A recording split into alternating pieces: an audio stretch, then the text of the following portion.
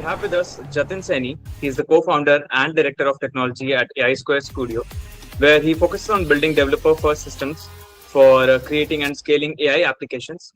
With a background in engineering and a strong inclination towards community and content, he's known for combining technical thinking with distribution, helping developers and founders better understand and build, communicate in the involving AI ecosystem.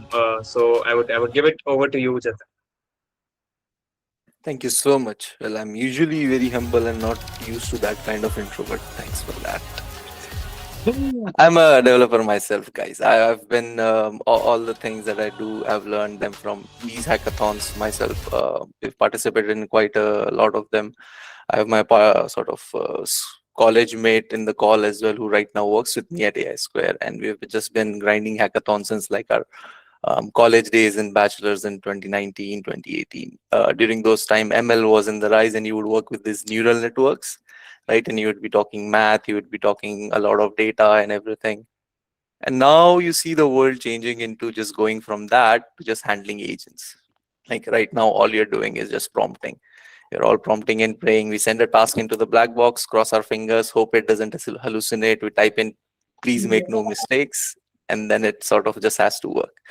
So that's the kind of world that we're stepping into now. And as we get into the AI agentic transformation, you'll see there's a black box problem that used to occur at LLM level, and then there's now a black box problem that occurs at an agentic level, right? From AI Right. Square's perspective, as we're building the platforms and as we're building our software, we are building for developers who need to know why a decision was made.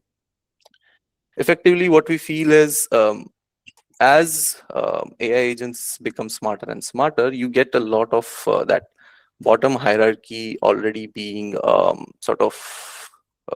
helped with that. Like you see it, you can take a look at it from a perspective of the AI agents getting smarter and sort of taking over the jobs. And the other perspective here is, well, from based on your 80% of your job, if most of your redundant work is taken care of by them, that leaves room for you to grow into the rest.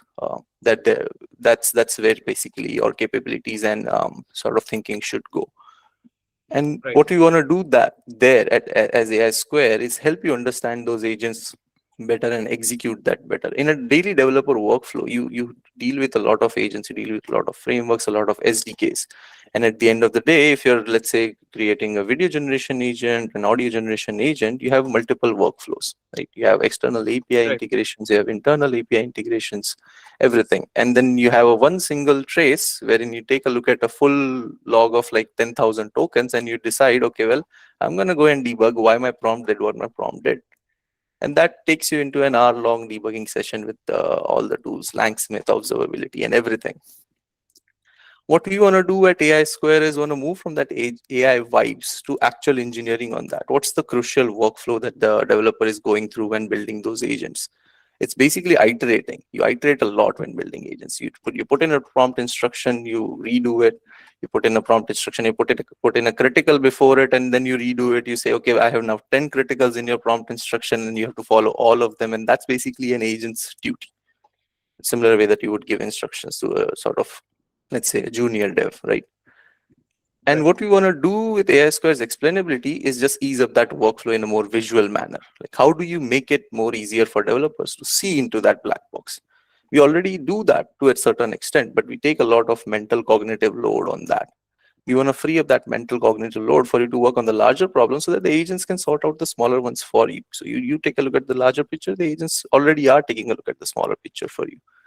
So what we effectively work on with explainability and are excited to show are three major things. One is the X-trace, right? No more guessing. We record every single step that your agent is doing. A graph visualization, a visual map of your agent's brain, let's say, right? And then a sort of a sneak peek into what comes next as explainability. It'll sort of we work on it and we deliver it and we mature it over some time. And now, and to show you how this actually works, I'll bring in my developer who's been working on this. He's also my younger brother. He's a brilliant dev, and he's been living and breathing these code, right? He's obsessed with making sure our agents don't just work but make sense. So yeah, Aditya Shani, so show them the engine.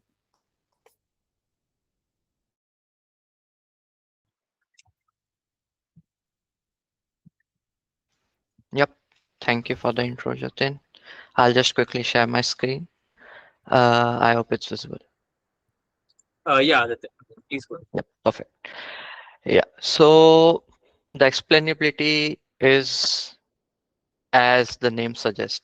We are trying to understand how LLM works, how what's going on inside that black box, the thing where all the magic is happening, and we want to understand it, we want to play around with it, and we want to fix things if they are not working according to us. So that's what explainability would help you understand and get hands on with.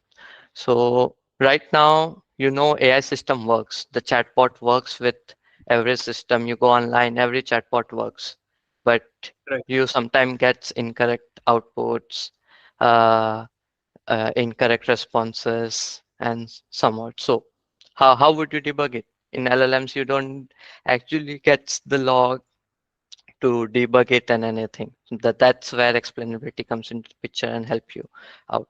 So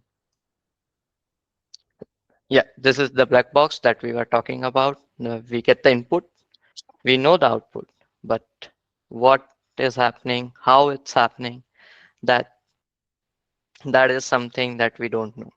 Now, AI agent makes the decisions, but how and why they do it, we don't know. Right. Yeah, so the AI explainability would help you debug the LLMs. They will even help enterprises in their auditability and risk mitigations. You can Right. say that students can understand and learn how the LLM works and what is happening at the back. The actual LLM and how it works is all hidden. We are completely on blank on that. So that's where the extresses help. The nodes, like each LLM calls has some factors. Like let's just say your LLM calls a particular tool for adding two numbers. Right. So that tool, what tool was specifically called? Is it the right tool? Do we need the addition or do we need the subtraction for that particular query? Right. It Now kind of that also questions about the why the thing is being used, right? yeah, exactly. Mm.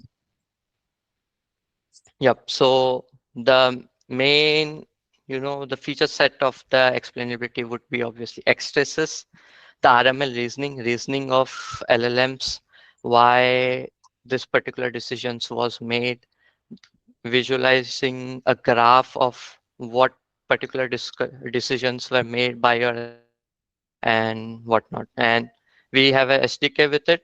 You can simply pip install Yeah. and you can simply pip install and start integrating with your LLM agents right away. So yeah, this is the steps and how the explainability works. Your AI agent starts executing the extras records, RML engine understands what's going on, what are the logics. Graph is just a decision map and visualization of what's happening. And policy system is what we have in place for enforcing some rules. To give you an Okay. example around it, let's just say for every addition, I want a division by 100. Now, this is a policy that I want to enforce with every addition. Now, uh, will you give an instruction to it? Now, that's another prompt for your agent. What if you can simply add a policy and moving forward, every time your LLM executes, that policy is enforced by default. So So, these are kind of the default conditions that the LLMs would always be working. yes, yes. Yeah. Now, this is a journey of a trace. As a popular saying goes, every log has a story to tell. Every trace would be having a story to tell. Query received, recording started, reasoning captured. Uh, there's a connection. What tools were called? What are the connection between these tools? And you have your trace ready with you. So Right. I'll quickly jump into demo for you guys. Let me. Show it to you. Yeah, it's visible, right? Yeah, sure. Yeah, Can perfect. you zoom in a bit for the text? Yeah, Just one single notch up. Yeah. yeah. Yes. So this is the UI that you will get once you are integrated with the SDK, the explainability SDK, right? SDK. Yeah. So there are the traces. Traces are your logs for every LLM calls. For let's just say you received any query, so you will have trace for that. Whether it's success, whether it's fail, whether it's still under running stage. You will get traces for each and every stages. So let's take an example of success stress. Now there are these many nodes while your LLM was getting executed. The starting node, what was the prompt, what was the output payload from specific prompt. Let's just say it was a video generation, so the intent was captured. The topic was around quantum computing and whatnot. What was the latency? How many tokens was used by your LLM agent to actually compute the input prompt? What was the cost for, let's just say, if you are using OpenAI API, so it will calculate accordingly. And yeah, this applies for each and every single node that's present in your X-Trace. Now that there are external tool calls that might be happening, knowledge-based retrievals, uh, like there would be any document that the LLM agent wants to pull in and have a bit of context around it. That's also being stored. Everything gets mapped in the graph, and you'll be able to have a clear picture of what's going on, how it's happening, what's the current step that your LLM agent is at, and where it's actually failing, or if it's failing at all. So there is the visual generator tool. This is the external tool that your LLM agent is calling. So we have input and output payload parameters and extraces for that in a simple JSON format. If you feel like you can gather more details around this extrace. So there's no RML with this one, but you should be able to get. Wait. Yeah. So RML is basically what claims and what the thinking and reasoning behind your LLM agent is for that particular decisions. So these are the Right. claims for the knowledge retrievals and script planner. What were the assumptions made by your LLM agent, and what were the evidence given to your LLM agent for that particular uh, tool call to be called. The policies Right. part, yeah, the policies part is the enforcement that you want to enforce. Like I gave an example of every addition should be divisible by 100 and should be division by 100 with it. So that's an example of policy and how it can be done.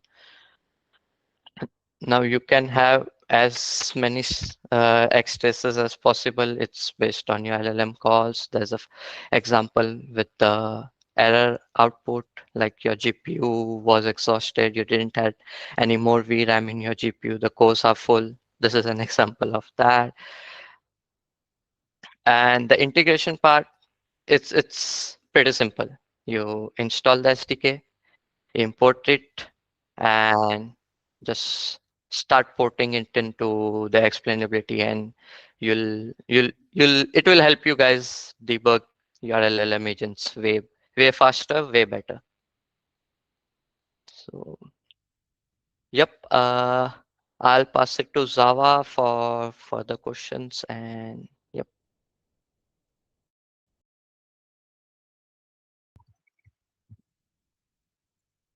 Okay. If anybody has any questions, they can, just unmute and ask us. And you guys can give emojis if you think that the session was good, you liked it, or anything that you have. Like, we are waiting. We are giving 5 minutes for this. Yeah. So before the audience gets prepared for their own questions, let me give you quite a very short feedback. I mean, I just loved it. I mean, I just loved it. Every bit of the presentation that he gave, quite really understood about the logs, about the visual presentation of it all, and the default conditions that we have to put. Also about the reasoning behind whatever LLM is doing. I mean, it was just quite fascinating to know about it, and maybe the emojis even tell that same. Yeah, thank you. Okay, so yeah, maybe the audience can ask some questions to Jatin, to me, or to Aditya. So for me, I am the developer advocate here at AI Square. So you can reach out to me anywhere, like you'll find me on LinkedIn and everything. I'll just share some links with you guys, and you can reach out to all of us directly for anything.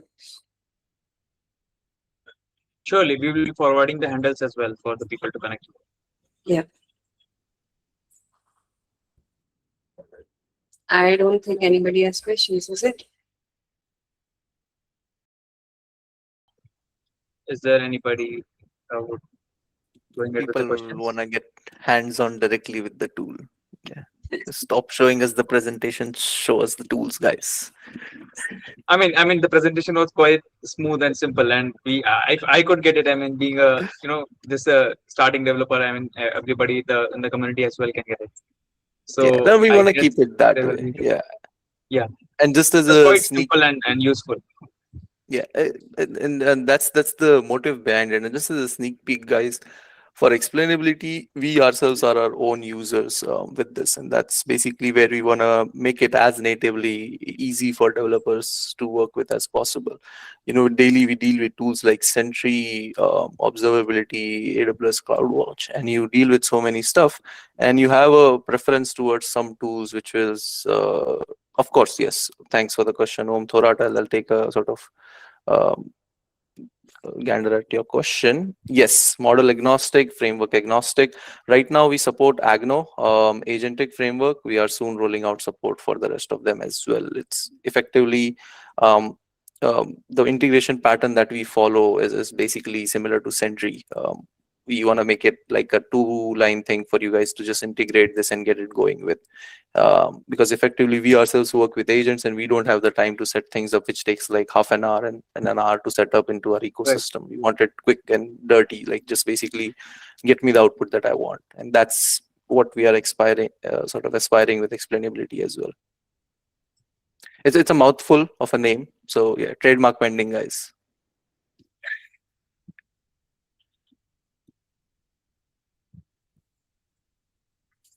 Okay, any other questions from anybody? Like you guys, if you are not comfortable speaking up, you can type it out too. Yeah, we also like Sentry. I think almost every dev loves Sentry. Even they love Sentry themselves. If you take a look at it from their website, I'm not being an advocate for Sentry. It's just that that is something that we took our inspiration from while building explainability. So yeah.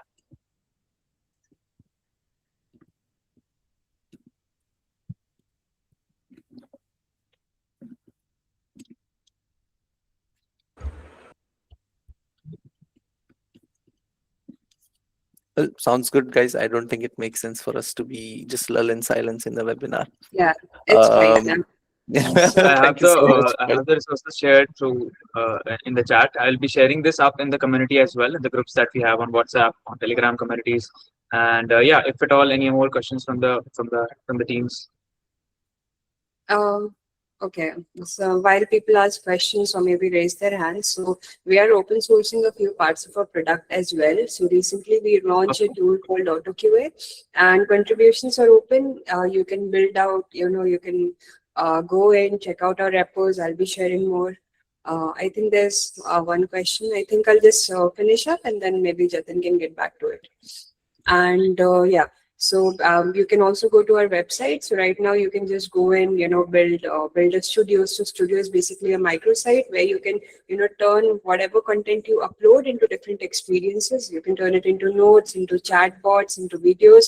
Right now we do not have any limitations. It's something good that you can use while preparing for your exams. You can just upload your syllabus. You can turn it into notes, into videos and podcasts, and you can use it. So I have an explainability demo link as well that I've shared if you guys want to play around. I have shared our documentation. We have our APIs and everything for all the experiences that we have. In case you want to build in projects with it, you can go ahead and try it out and let me know. I think the limitations are sufficient. You guys will be able to try it out for free. And if you guys have any questions, any feedback, you can save the calendar link that I've shared. You can book a session with me, and you can, share your thoughts one by one, one-on-one as well. So yeah, that is all that I have. Surely.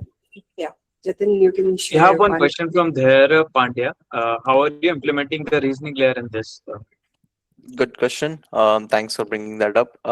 Reasoning layer effectively, if you understand the dev's workflow when building agents, what you go from is actually building that reasoning layer yourself in your head. You have the context of your prompt, you have the context of your output, you have the context of your infrastructure. So as a developer, you're taking a look at the logs, you're taking a look at your agentic code, and you're just making sense of it all. Like, okay, well, what is the prompt thing that is making it do that, or what is the prompt that is asking it to generate a title in a certain way? If you ask for it a robotic image, which part of the prompt is making that robotic image? So you natively have that developer understanding and reasoning.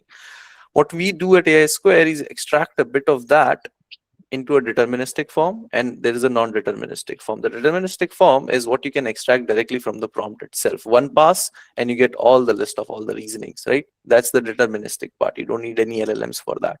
And then there's a non-deterministic part, things which are hidden in the prompt. Not exactly hidden in a sense, but they are sort of like a needle in a haystack. LLMs have this context problem of losing things at 1 million contexts. So how do you make sure those are also prominent enough?